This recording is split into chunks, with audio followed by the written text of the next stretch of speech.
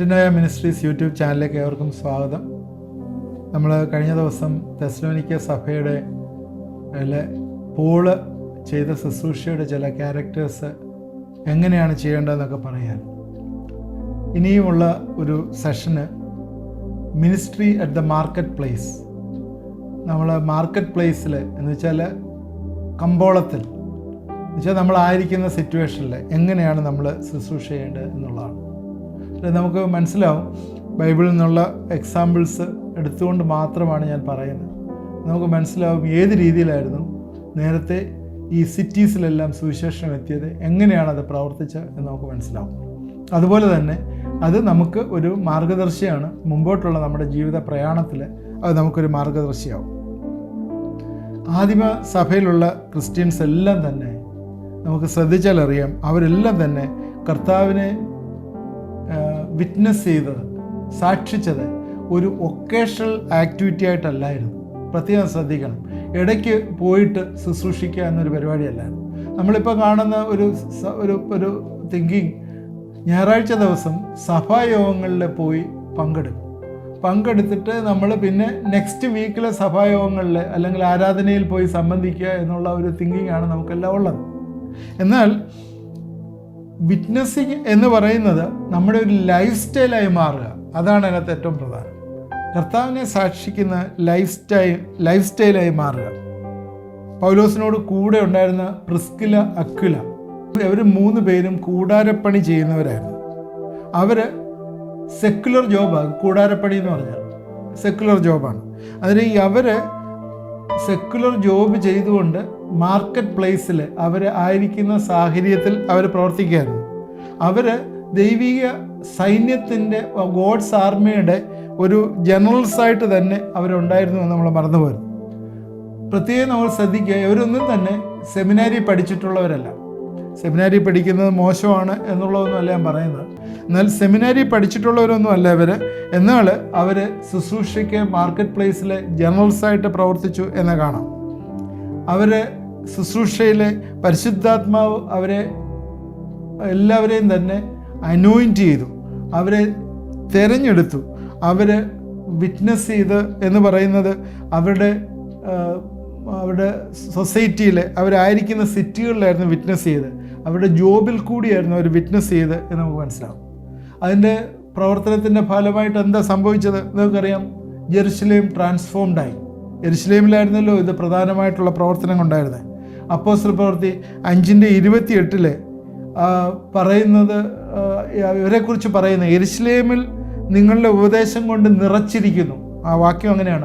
അപ്പോസ്തല പ്രവൃത്തി 5:28 പറയുന്നത്, യെരുശലേമിൽ നിങ്ങളുടെ ഉപദേശം കൊണ്ട് നിറച്ചിരിക്കുന്നു. ക്രിസ്ത്യൻസിന് അഗൻസ്റ്റായിട്ട് പറയുന്നതാണ്. അതുപോലെ 6:7 പറയുന്ന വാക്യം ഇങ്ങനെയാണ്, ദൈവവചനം പരന്നു, ശിഷ്യന്മാരുടെ എണ്ണവും ഏറ്റവും പെരുകി, പുരോഹിതന്മാരിലും വലിയ കൂട്ടം വിശ്വസിച്ചു. ദൈവവചനം പരന്നു, ശിഷ്യന്മാരുടെ എണ്ണം ഏറ്റവും പെരുകി, പുരോഹിതന്മാരിലും വലിയ കൂട്ടം വിശ്വസിച്ചു. ഇത് അവരുടെ പ്രവർത്തനം, പൗലോസിൻ്റെയും അവിടെയുള്ള ശിഷ്യന്മാരുടെയും പ്രവർത്തനം കൊണ്ടാണ് അതുണ്ടായത്. പാവപ്പെട്ട poor and widows R healed. അവിടെ നമുക്കറിയാം, വിധവമാരെ ശുശ്രൂഷിപ്പാനായിട്ട്, പാവപ്പെട്ടവരെ ശുശ്രൂഷിപ്പാൻ, അപ്പോസ്തല പ്രവൃത്തി 6-ാം അധ്യായത്തിൽ വിധവമാരെയും പാവപ്പെട്ടവരെ ശുശ്രൂഷിപ്പാനായിട്ട് തന്നെ ചില കാര്യങ്ങൾ അവിടെ ചെയ്തതായിട്ട് കാണുന്നു. അതുപോലെ അപ്പോസ്തല പ്രവൃത്തി 3-ാം അധ്യായത്തിലെ മുടന്തനായ മനുഷ്യനെ സൗഖ്യമാക്കി, സുന്ദരം എന്ന ദേവാലയത്തിൽ സൗഖ്യമാക്കിയായിട്ട് മനസ്സിലാക്കുന്നു. അപ്പോസ്തല പ്രവൃത്തി 2:45 പാവപ്പെട്ട ഭക്ഷണമില്ലാത്തവരെ ഭക്ഷണം കൊടുത്തതായിട്ട് കാണുന്നുണ്ട്. അനേകം ആളുകളെ, അനേകം രോഗികളെ, അശുദ്ധാത്മാക്കൾ ബാധിച്ചവരെ ഒക്കെ സൗഖ്യമാക്കി.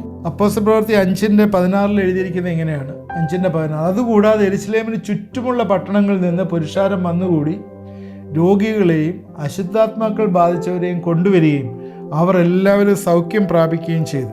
അത് നമുക്ക് മനസ്സിലായി. ഓക്കെ, അപ്പോസ്തല പ്രവൃത്തി 19-ാം അധ്യായത്തിലേക്ക് വരുമ്പോഴേ എഫെസോസ് സിറ്റി ട്രാൻസ്ഫോംഡ് ആവുന്നു, അത് രൂപാന്തരപ്പെടുന്നതായിട്ട് കാണുന്നു. അവിടെ ആരാണ് പൗലോസിന് കൂടെ ഉണ്ടായിരുന്നത്? നേരത്തെ പറഞ്ഞ പോലെ അക്വില, പ്രിസ്കില, അവരെല്ലാം ബിസിനസ് പാർട്ട്നേഴ്സായിരുന്നു. ഞാൻ ഇത് വേറൊരു ആംഗിളിലാണ് പറയുന്നത്, നിങ്ങൾ ശ്രദ്ധിക്കണം, ഇത് വേറൊരു ആംഗിളിലാണ് പറയുന്നത്. യേശുക്രിസ്തു തൻ്റെ ശിഷ്യന്മാരെ ഈ റെസ്പോൺസിബിലിറ്റി അല്ലെങ്കിൽ ഗ്രേറ്റ് കമ്മീഷൻ ഏൽപ്പിച്ചിട്ട് ആ 12 പേരുടെയും പറഞ്ഞത്, നിങ്ങൾ പോയി ഏതെങ്കിലും സിനഗോഗിൽ പോയിട്ട് ഒരു ലീഡർ ആവണം എന്നുള്ളതൊന്നുമല്ല പറഞ്ഞു. നിങ്ങൾ സുവിശേഷം പ്രസംഗിക്കാനായിട്ട് സിനഗോഗിൽ പോയി പ്രസംഗിക്കണമെന്നുമല്ല പറഞ്ഞു. യേശുക്രിസ്തു 12 ശിഷ്യന്മാരെ നിയോഗിച്ച് അവരോട് കർത്താവിൻ്റെ വേല ചെയ്യാനായിട്ട് അവരെ പറഞ്ഞ് അവരെ അയക്കുന്നു. അതിനോട് ചേർന്ന് ഈ ബിസിനസ്, ഞാനതിനെ പറയുന്ന ബിസിനസ് എന്നാണ് കർത്താവിൻ്റെ വേല. ആ ബിസിനസ്സിന് വേണ്ടി പിന്നീട് പൗലോസ് ജോയിൻ ചെയ്യുന്നു, പോൾ അതിനോട് ജോയിൻ ചെയ്യുന്നു. എഫെസോസിൽ പൗലോസ് വന്നിട്ട് ആ ടെൻറ്റ് മേക്കിംഗ്, അവൻ്റെ കൂടാരപ്പണിയിൽ കൂടി അവൻ ജോലി ചെയ്ത് അവൻ പൈസ ഉണ്ടാക്കി, അതിൽ കൂടി സുവിശേഷം അറിയിക്കുന്നു. അപ്പോസ്തല പ്രവൃത്തി 20-ന്റെ 30 മുതൽ 35 വാക്യങ്ങൾ നമ്മൾ വായിക്കുമ്പോൾ നമുക്ക് മനസ്സിലാവും. അതിൽ അവനെ ജോലി ചെയ്തിട്ട് പറയുന്ന കാര്യം, ആരുടെയും വെള്ളിയോ പൊന്നോ വസ്ത്രമോ ഞാൻ മോഹിച്ചിട്ടില്ല, അത് മാത്രമല്ല എൻ്റെ മുട്ടിനും എന്നോട് കൂടിയുള്ളവർക്കും വേണ്ടി ഞാൻ കൈകളാൽ അധ്വാനിച്ചു. ഓക്കെ, ഹിസ് ബിസിനസ് അല്ലെങ്കിൽ അവൻ്റെ ജോബ് എന്ന് പറയുന്നത് അത് പൗലോസിന് മാത്രമല്ല, പൗലോസിൻ്റെ കൂടെ ഉള്ളവർക്കും കൂടി പ്രൊവൈഡ് ചെയ്യുവാനായിട്ട്, ആവശ്യമുള്ളവർക്ക് പ്രൊവൈഡ് ചെയ്യുവാനായിട്ട് പൗലോസിൻ്റെ കയ്യിൽ പൈസ ഉണ്ടായിരുന്നു എന്നുള്ളതാണ്. അതുപോലെ സഭയിലുള്ള എൽഡേഴ്സിനെ കുറിച്ച് നമ്മൾ കേൾക്കാം. എൽഡേഴ്സ് ആയിട്ടുള്ള ആൾക്കാർ, സഭയിലുണ്ടായിരുന്ന എൽഡേഴ്സ് ഡോർക്കസ്, ലിഡിയ, കൊർന്നല്യോസ്, ഇവരെയൊക്കെ നമ്മൾ ആദിമസഭയിലുള്ള ലീഡേഴ്സ്, എമർജിങ് ലീഡേഴ്സ് ആയിരുന്നു. അവരെല്ലാം തന്നെ അവരുടെ സിറ്റിയിലെ പ്രധാനപ്പെട്ട ആൾക്കാരായിരുന്നു. അവരെല്ലാം തന്നെ ആ മാർക്കറ്റ് പ്ലേസിലെ ലീഡേഴ്സായിട്ടുള്ള ആൾക്കാരായിരുന്നു. അവർ ഒരുപാട് സാൽവേഷൻ മൂവ്മെൻറ്റ് വരെ ഉണ്ടാക്കിയതായിട്ട് നമ്മൾ കാണുന്നു. അപ്പോസ്തല പ്രവൃത്തി 9-ാം അധ്യായത്തിലെ 10-ാം അധ്യായത്തിൽ 9-ാം അധ്യായത്തിൽ തബീത ഉയർപ്പിക്കുന്നു. തബീത ഉയർപ്പിച്ചിട്ട് തബീതയോട് കൂടെയുള്ളവരെല്ലാം വസ്ത്രം ഉണ്ടാക്കുകയും ഒക്കെ ചെയ്യുന്ന കാണുന്നു. കൊർന്നല്യോസ്, 10-ാം അധ്യായത്തിൻ്റെ കൊർന്നല്യോസ്, ജാതികളുടെ മേലെ പരിശുദ്ധാത്മാവ് വരികയും ജാതികളുടെ മേലെ ദൈവത്തിൻ്റെ പ്രവർത്തനം നടക്കുകയും ചെയ്യുന്നു. നമ്മൾ ഇന്ന് ചിന്തിക്കുന്നത് ശരിക്കും ഈ 2 തരത്തിലുള്ള ആൾക്കാരുണ്ട് എന്ന് നമ്മൾ ചിന്തിക്കുന്നുണ്ട്. വെച്ചാൽ ഫുൾ ടൈം വർക്കേഴ്സ്, പാസ്റ്റേഴ്സ്, അവർക്കൊക്കെയാണ് സുവിശേഷം അറിയിക്കാനുള്ള ഉത്തരവാദിത്വം. ബാക്കിയുള്ളവരെ ഒക്കെ അങ്ങനെയുള്ള ഉത്തരവാദിത്വം ഒന്നുമില്ല എന്നുള്ളതാണ്. ഇതാണ് ഇന്ന് പിശാചിനെ സന്തോഷിപ്പിക്കുന്നത്. അതെന്താ കാരണം പിശാച് സന്തോഷിക്കുന്നത്? Pastors will do the ministry at the church.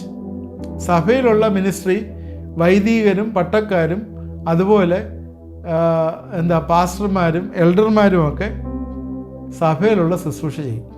Market പ്ലേസിൽ ഒരു ശുശ്രൂഷയുമില്ല. Market place is not affected. അതൊരിക്കലും ഇന്ന് ആരും ഒന്നും ചെയ്യുന്നില്ല. So it is still evil. അത് ഇന്നും ഈവിളായി ഇരിക്കുന്നു എന്നുള്ളത്. അതുകൊണ്ട് മാർക്കറ്റ് പ്ലേസിലുള്ള വർക്ക് ചെയ്യുന്ന സിറ്റുവേഷനിലുള്ള ശുശ്രൂഷകൾ ഇന്ന് അഫക്റ്റ് ചെയ്തിരിക്കുന്നതുകൊണ്ട് സാത്താൻ അവിടെ ജയം എടുത്തുകൊണ്ടിരിക്കുകയാണ്. ഇന്നും ഈവിള് അവിടെ നടമാടിക്കൊണ്ടിരിക്കുകയാണ്. ഇന്നുള്ള ഫുൾ ടൈം വർക്കേഴ്സ്, പാസ്റ്റേഴ്സും എല്ലാം പ്രവർത്തിക്കുന്ന എവിടെയാണ്? അവരുടെയുള്ള സഭകളിൽ അല്ലെങ്കിൽ അങ്ങനെയുള്ള ഒരു സ്ഥലത്താണ്. അതുകൊണ്ട് ഇന്ന് നമ്മൾ ഈ മാർക്കറ്റ് പ്ലേസിലുള്ള ആളുകളെ പ്രോപ്പറായിട്ട് ഇക്വിപ്പ് ചെയ്താൽ സാത്താന്യ കോട്ടകളെ, ഈ ഈവിള് ഒക്കെ ഈ സമൂഹത്തിൽ നിന്ന് ഇല്ലാതെയാകും എന്ന് നമ്മൾ മറന്നു പോകരുത്. 2 കൊരിന്ത്യർ 4:4 പറയുന്നത്, ഈ ലോകത്തിൻ്റെ പ്രഭു അവിടെ ഹൃദയം കുരുടാക്കി കളഞ്ഞു എന്നുള്ളതാണ്. എഫേസ്യർ 6:12 പറയുന്നത്, നമുക്ക് പോരാട്ടമുള്ള ജഡരക്തങ്ങളോടല്ല, വാഴ്ചകളോടും അധികാരങ്ങളോടുമാണ്. അതുകൊണ്ട് ഈ വാഴ്ചയും അധികാരങ്ങളുമൊക്കെ ഉള്ള സ്ഥലങ്ങൾ കൂടുതലും മാർക്കറ്റ് പ്ലേസ് ആണ് എന്ന് നമ്മൾ മറന്നു പോകരുത്. അവിടെ നമ്മൾ പ്രവർത്തനങ്ങൾ വർദ്ധിപ്പിച്ചാൽ അല്ലെങ്കിൽ അവിടെ ഉള്ളവരെ ഇക്വിപ്പ് ചെയ്താൽ, ഈ മാർക്കറ്റ് പ്ലേസിലുള്ള ആളുകളെ ഇക്വിപ്പ് ചെയ്താൽ അവിടെ വലിയൊരു ശുശ്രൂഷ നടക്കും. അവിടെ ഒരു ശുശ്രൂഷ നടക്കേണ്ടത് സഭകളേക്കാൾ ഉപരിയായിട്ട് സഭയുടെ പുറത്താണ് എന്ന് നമ്മൾ മറന്നു പോകരുത്. ഇന്ന് പൊതുവെ ജനങ്ങളുടെ ഇടയിൽ 4 തെറ്റായിട്ടുള്ള ചിന്തകളുണ്ട്, വിശ്വാസങ്ങൾ. 4 തെറ്റായിട്ടുള്ള ചിന്തകളുണ്ട്. ഒന്നാമത്തെ ചിന്ത, there is a great difference between God ordained division, clergy and laity. എന്ന് പറഞ്ഞാൽ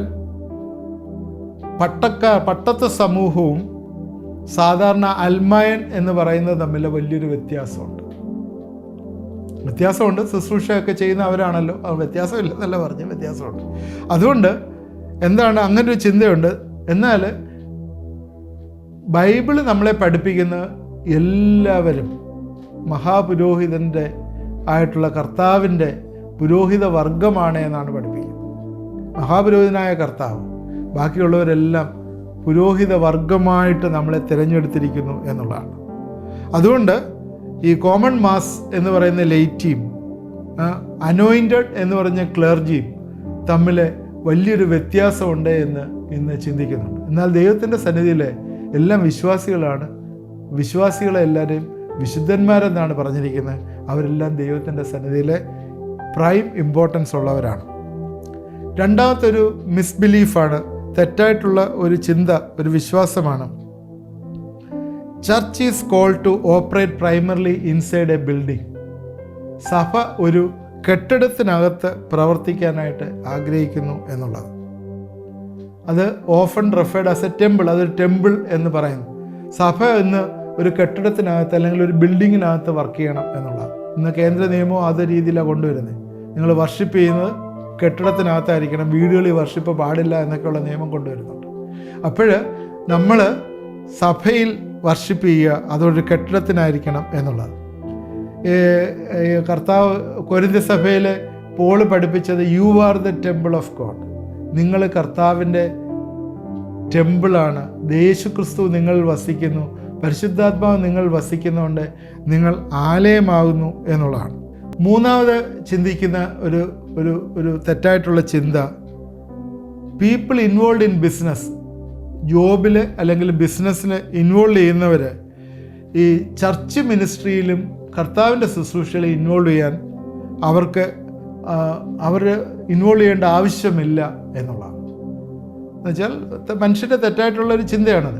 കർത്താവിൻ്റെ ശുശ്രൂഷ ചെയ്യാനായിട്ട് സെപ്പറേറ്റായിട്ട് ഒരാളിനെ ഉണ്ടാക്കി വെച്ചിട്ടുണ്ട്. അതുകൊണ്ട് നിങ്ങൾ നിങ്ങളുടെ ബിസിനസ്സും നിങ്ങളുടെ ജോലിയും ചെയ്തുകൊണ്ടിരിക്കുക. അതുകൊണ്ട് ട്രഡീഷണൽ ചർച്ച് മിനിസ്ട്രി ചെയ്യാനായിട്ട് ആഗ്രഹിക്കുന്ന ഈ ഇങ്ങനെ വെച്ചിരിക്കുന്ന ചില പാസ്റ്റേഴ്സും ചില ആൾക്കാരുമാണ്. അതാണ് മൂന്നാമത്തെ തെറ്റായിട്ടുള്ള വിശ്വാസം. നാലാമത് ചിന്തിക്കുന്നത്, നിങ്ങളുടെ റെസ്പോൺസിബിലിറ്റി, നിങ്ങളുടെയും എൻ്റെയും ഒക്കെ റെസ്പോൺസിബിലിറ്റി എന്ന് പറയുന്നത്, മാർക്കറ്റ് പ്ലേസിലുള്ള ക്രിസ്ത്യൻസ് നിങ്ങൾ പണം സമ്പാദിച്ചു കൊണ്ടുവന്ന് സഭയ്ക്ക് കൊടുക്കുക, സഭയുടെ ശുശ്രൂഷ ചെയ്യുവാനായിട്ട്, സപ്പോർട്ട് ചെയ്യാനായിട്ട്. ഈ 4 തെറ്റായിട്ടുള്ള ചിന്താഗതികൾ ഇന്ന് ജനങ്ങളുടെ ഇടയിലുണ്ട്. അതുകൊണ്ട് എന്താ സംഭവിക്കുന്നതെന്ന് വെച്ചാൽ, എന്താണ്, നിങ്ങൾ എൽഡേഴ്സ് അല്ലെങ്കിൽ പാസ്റ്റേഴ്സ് അല്ലെങ്കിൽ പ്രീസ്റ്റ്, അച്ഛന്മാർ, വികാരിമാർ, ഇവരൊക്കെയാണ് ശുശ്രൂഷകൾ ചെയ്യേണ്ടത്. അവർ ചെയ്തോളും, അവർ ദൈവവചനം പഠിപ്പിച്ചോളും, അവർ ട്രെയിൻഡാണ്. നിങ്ങളൊന്നും ചെയ്യേണ്ട ആവശ്യമില്ല. നിങ്ങൾ പോയി ജോലി ചെയ്യുക, നിങ്ങൾ പള്ളിയിൽ വരിക, അതുപോലെ നിങ്ങൾക്ക് പള്ളിക്കും അതുപോലെ സഭയ്ക്കും കൊടുക്കാനുള്ളത് കൊടുക്കുക. ഇതാണ് തെറ്റായിട്ടുള്ള ബിലീഫ്. എന്നാൽ ഇതിൽ നിന്ന് വ്യത്യസ്തമായിട്ട് ആണ് യേശുക്രിസ്തുവിൻ്റെ പഠിപ്പിക്കലും ആദിമ സഭയിലുള്ള പഠിപ്പിക്കലും വന്നത്. കാരണം എന്താണ് ആദിമസഭയിൽ പഠിപ്പിച്ചതെന്ന് ചോദിച്ചാൽ, അവർക്കറിയാമായിരുന്നു ഇന്ന് ജനങ്ങൾ കൂടുതൽ, അന്ന് ഈ പറഞ്ഞ പോലെ പള്ളികളൊന്നും ഇല്ലായിരുന്നല്ലോ, ജനങ്ങൾ കൂടുതലും ഇന്ന് മാർക്കറ്റ് പ്ലേസിലാണ്, അവർ പ്രവർത്തിക്കുന്ന മേഖലകളിലാണ്. അവിടെയാണ് കർത്താവിനെ അറിയിക്കേണ്ടത്, അവിടെയാണ് ട്രാൻസ്ഫോർമേഷൻ ഉണ്ടാവേണ്ടത് എന്നുള്ളത് ഇന്ന് ഏറ്റവും പ്രധാനമായിട്ട് ആദിമസഭയിലുള്ള വിശ്വാസികൾ മനസ്സിലാക്കിയിരുന്നു. അതുകൊണ്ടാണ് അവർ പ്രവർത്തിച്ചത് എന്ന് നമുക്ക് മനസ്സിലാവും. ആ രീതിയിലായിരുന്നു പ്രവർത്തിച്ചിരുന്നത്. ബൈബിളിലുള്ള ചില ആളുകളുടെ ഉദാഹരണങ്ങൾ എടുത്ത് പറയാം. യേശുക്രിസ്തുവിനെ സംബന്ധിച്ചിടത്തോളം 30 വയസ്സ് വരെ യേശുക്രിസ്തു എന്തൊക്കെ ചെയ്തെന്ന് നമുക്ക് അറിയത്തില്ല. എന്നാലും നമുക്കറിയാം, ഒരു കാർപ്പൻ്ററുടെ വീട്ടിലാണ് ജനിച്ചത്. അന്നേരം he was A professional carpenter എന്നൊരു അസംഷനെ നമുക്ക് എടുക്കുന്നതിന് ഒരു കുഴപ്പമില്ല. പീറ്റർ ആൻഡ് ആൻഡ്രൂ, പത്രോസും ആൻഡ്രൂവും പ്രൊഫഷണൽ ഫിഷർമെൻ ആയിരുന്നു, അവർ പ്രൊഫഷണലായിരുന്നു. ജെയിംസ് ആൻഡ് ജോൺ, അവർ service unit for mending the nets, net repair ചെയ്യുക എന്ന് വെച്ചാൽ മീനിൻ്റെ വലകളൊക്കെ റിപ്പയർ ചെയ്യുന്നതെന്ന് അവിടുന്ന് പിടിച്ചുകൊണ്ട് വന്നത്. അവർ ആ ജോലിയായിരുന്നു ചെയ്തുകൊണ്ടിരുന്നത്. മാത്യു ചെയ്ത ജോലി എന്തായിരുന്നു? ടാക്സ് ഓഫീസിലായിരുന്നു അവൻ ജോലി ചെയ്തുകൊണ്ടിരുന്നത്. അവൻ ടാക്സ് കളക്ട് ചെയ്യായിരുന്നു. നഥാനിയേൽ എന്തായിരുന്നു ചെയ്തത്? ഇവ സിറ്റിംഗ് അണ്ടർ ദ ട്രീ, ഒരു മരത്തിൻ്റെ ചുവട്ടിലായിരുന്നു ഇരിക്കുന്നത്. മരത്തിൻ്റെ ചുവട്ടിൽ ഇരിക്കുന്ന ഒരാൾ ഫാർമറായിരുന്നു, അവൻ ഫാർമറായിരുന്നു. അന്നേരം അതുമാത്രമല്ല, ഈ 12 പേരും ആർക്കും തന്നെ സിനഗോഗിൽ ഒരു അപ്പോയിൻമെൻ്റ് ഇല്ലായിരുന്നു. ഈ 12 ശിഷ്യന്മാർക്ക് സിനഗോഗിൽ ഒരു അപ്പോയിൻമെൻ്റ് ഇല്ലായിരുന്നു. ഇനി ഗോസ്പൽ റൈറ്റേഴ്സിനെ കുറിച്ച് എടുത്തു കഴിഞ്ഞാൽ, ഗോസ്പൽ എഴുതിയ ആളുകളെ കുറിച്ച് എടുത്തു കഴിഞ്ഞാൽ, ലൂക്കോസ് ഒരു മെഡിക്കൽ ഡോക്ടറായിരുന്നു. മാത്യു എടുത്തു കഴിഞ്ഞാൽ ഒരു റിട്ടയർഡ് ടാക്സ് ഓഫീസറായിരുന്നു. യോഹന്നാനെ സംബന്ധിച്ചിടത്തോളം he was the director of food enterprises of service unit ആയിരുന്നു.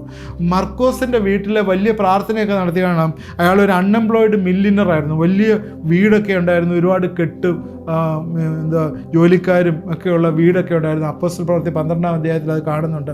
വലിയ സെർവൻറ്റും ഗേറ്റും ഒക്കെയുള്ള വെൽത്തി ഇതായിരുന്നു. അന്നേരം ഒരു കാര്യം മനസ്സിലാക്കാനായിട്ട് പറ്റുന്നത്, ഇവിടെയൊക്കെ തന്നെ ഒരു ബിൽഡിങ്ങിലല്ലായിരുന്നു, ഒരു ബിൽഡിങ്ങിൻ്റെ ഉത്തരവാദിത്വം അല്ലെങ്കിൽ ഒരു സിനഗോഗിലുള്ള ഉത്തരവാദിത്വമല്ലായിരുന്നു ഇവരെല്ലാം ചെയ്തത്. ചർച്ച് എന്ന് പറയുന്നത് ആദ്യം തന്നെ അപ്പർ റൂമിൽ, ഒരു പ്രൈവറ്റ് റൂമിലാണ് അവർ കൂടിയത്. അപ്പോസ്തല പ്രവൃത്തി 1:13-ലും 15 വാക്യങ്ങളിൽ 120 പുരുഷന്മാരും സ്ത്രീകളും ഒരുമിച്ച് കൂടി അവിടെ 3000 പേര് സഭയോട് ചേർന്നു എന്ന് നമ്മളെ കാണുന്നു. അതുകൊണ്ട് ഈ 3000 പേര് ചേർന്ന് കഴിഞ്ഞപ്പോഴേ എന്താ ചെയ്ത്, അയ്യോ ഞങ്ങൾക്ക് സ്ഥലമില്ലല്ലോ കൂടാൻ എന്ന് പറഞ്ഞിട്ട് അവർ പോയി ഒരു വലിയ പള്ളിയോ ഹോളോ ഒന്നും പണിയാനല്ല പോയത്. അവർ they held the church in the city. അവർ സിറ്റിയിലാണ് ചർച്ച നടത്തിയത്. ഇനി ഒരുപാട് കാര്യങ്ങൾ പറയാനായിട്ടുണ്ട്. എനിക്ക് തോന്നുന്നു ഇന്നത്തെ എൻ്റെ സമയം ഇവിടെ അവസാനിച്ചതുകൊണ്ട് നമുക്ക് തുടർന്ന് ഇത് മിനിസ്ട്രി അറ്റ് ദ മാർക്കറ്റ് പ്ലേസിനെ കുറിച്ച് നമ്മൾ ചിന്തിക്കണം. ഒരുപാട് കാര്യങ്ങൾ ഇതിനെക്കുറിച്ച് പറയാനുണ്ട്. അതുകൊണ്ട് നമ്മൾക്ക് വലിയൊരു റോളുണ്ട്. മിനിസ്ട്രി മാർക്കറ്റ് പ്ലേസിൽ വലിയൊരു റോളുണ്ട്. അതാണ് ഞാൻ പറയാനായിട്ട് ഉദ്ദേശിക്കുന്നത്. നമ്മളൊരു ഫുൾ ടൈം വർക്കറായിട്ട് ഒരു ശുശ്രൂഷിക്കുന്നതിനൊക്കെ ഉപരിയായിട്ട് നമുക്ക് ഒരുപാട് കാര്യങ്ങൾ റെസ്പോൺസിബിളായിട്ട് നമുക്ക് ചെയ്യാനായിട്ടുണ്ട്. അതിനെക്കുറിച്ചാണ് പറയുന്നത്. നിങ്ങൾ തുടർന്ന് ഇത് കേൾക്കണം.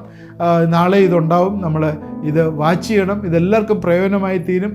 പ്രത്യേകിച്ച് ഈ മാർക്കറ്റ് പ്ലേസ് മിനിസ്ട്രിയിൽ എൻ്റെ റോൾ എന്താണെന്ന് നിങ്ങൾക്ക് അസസ് ചെയ്യാനായിട്ടുള്ളൊരു സമയം കൂടിയാണ്. നമ്മളിത് പ്രാർത്ഥനയോടുകൂടി ഇത് അറ്റൻഡ് ചെയ്യണം, ഇത് നോട്ട് ചെയ്യണം എന്ന് പ്രത്യേകിച്ച് ഞാനിത് പറയുന്നു. നമുക്ക് പ്രാർത്ഥിക്കാനുള്ള സമയമാണ്. നമുക്ക് പ്രാർത്ഥിക്കാം. കർത്താവേ, ഇത് കണ്ടുകൊണ്ടിരിക്കുന്ന എല്ലാവരെയും നീ അനുഗ്രഹിക്കണമേ. ഞങ്ങളുടെ ശുശ്രൂഷ ഏത് രീതിയിൽ മുന്നോട്ട് പോകണമെന്ന് നീ ഞങ്ങളെ കാണിച്ചു തരണമേ എന്ന് പ്രാർത്ഥിക്കുന്നു. ഈ ദിവസങ്ങളിൽ നിൻ്റെ ശുശ്രൂഷ ശക്തമായി വരത്തക്ക രീതിയിൽ കർത്താവേ, ഞങ്ങൾ ആയിരിക്കുന്ന സ്ഥലങ്ങളിലൊക്കെ നിൻ്റെ സാക്ഷ്യമായി നിൽപ്പാനായിട്ട് ഞങ്ങളെ നീ ബലപ്പെടുത്തുകയും സഹായിക്കുകയും ചെയ്യണമേ എന്ന് പ്രാർത്ഥിക്കുന്നു. കർത്താവേ, വലിയൊരു ശുശ്രൂഷ ഞങ്ങൾ ബാക്കി ചെയ്യാനായിട്ടുണ്ട്. നിൻ്റെ വരവ് ഏറ്റവും ആസന്നമായിരിക്കണം ചെയ്യുവാനായിട്ട് കർത്താവേ, നീ ഞങ്ങളെ സഹായിക്കണമേ എന്ന് പ്രാർത്ഥിക്കുന്നു. ജീവിതത്തിലെ നിരാശ അനുഭവിക്കുകയും പ്രത്യാശ ഇല്ലാതിരിക്കുകയും ചെയ്യുന്ന ചില ആളുകൾ എന്നെ ശ്രദ്ധിക്കുന്നുണ്ട്. ഇനി മുമ്പോട്ട് എന്തിനും ജീവിക്കുന്നു എന്നുവരെ ചിന്തിക്കുന്ന ചില ആൾക്കാർ, മാനസികമായിട്ട് തളർന്നിരിക്കുന്ന ചില ആൾക്കാർ കർത്താവേ എന്നെ ശ്രദ്ധിക്കുന്നു. ഞാൻ ഇന്ന് അവർക്ക് വേണ്ടി പ്രാർത്ഥിക്കുന്നു. യേശുവിൻ്റെ നാമത്തിലെ ധൈര്യവും ദൈവത്തിൻ്റെ കൃപകളും അവരിൽ വന്നു ചേരട്ടെ എന്ന് പ്രാർത്ഥിക്കുന്നു. എല്ലാ തരത്തിലുള്ള ബലഹീനതകളിൽ നിന്ന് അവരെ വിടുവിക്കണമേ. രോഗത്തിൻ്റെ ചില പൈശാചിക ബന്ധനങ്ങളുണ്ടെങ്കിൽ യേശുവിൻ്റെ നാമത്തിൽ അതെല്ലാം മാറിപ്പോട്ടെ എന്ന് പ്രാർത്ഥിക്കുന്നു. മനസ്സിന് ആരോഗ്യം കൊടുക്കണമേ, ബലം കൊടുക്കണമേ. മനസ്സിന് വേണ്ടതായിട്ടുള്ള റിലീസ് ഈ ദിവസങ്ങളിൽ വന്നു ചേരട്ടെ എന്ന് പ്രാർത്ഥിക്കുന്നു. യേശുവിൻ്റെ നാമത്തിൽ അവരെ അനുഗ്രഹിച്ച് പ്രാർത്ഥിക്കുന്നു. എന്നോട് ചേർത്ത് പ്രാർത്ഥിച്ച എല്ലാവരെയും നീ അനുഗ്രഹിക്കുകയും സഹായിക്കുകയും ചെയ്യണമേ. നിൻ്റെ കരങ്ങളിലേക്ക് എല്ലാവരെയും ഏൽപ്പിക്കുന്നു. യേശു ക്രിസ്തുവിൻ്റെ നാമത്തിൽ പ്രാർത്ഥിക്കുന്നു. കേൾക്കുമാറാകണമേ. ആമേൻ. എന്നോട് ചേർന്ന് പ്രാർത്ഥിച്ചവരെല്ലാം ദൈവം അനുഗ്രഹിക്കും. Ministry at the market place ആണ് പറയുന്നത്. ചിലപ്പോൾ 1-2 എപ്പിസോഡ് കൊണ്ടായിരിക്കും തീരുന്നത്. ഇതെല്ലാവരും ശ്രദ്ധിക്കണം. ഇതൊരു ചലഞ്ചിങ് ആയിട്ടുള്ളൊരു കാര്യമാണ്. എല്ലാവർക്കും അത് ഹെൽപ്ഫുൾ ആയിരിക്കും. ദൈവം നമ്മളെ എല്ലാവരെയും അനുഗ്രഹിക്കട്ടെ.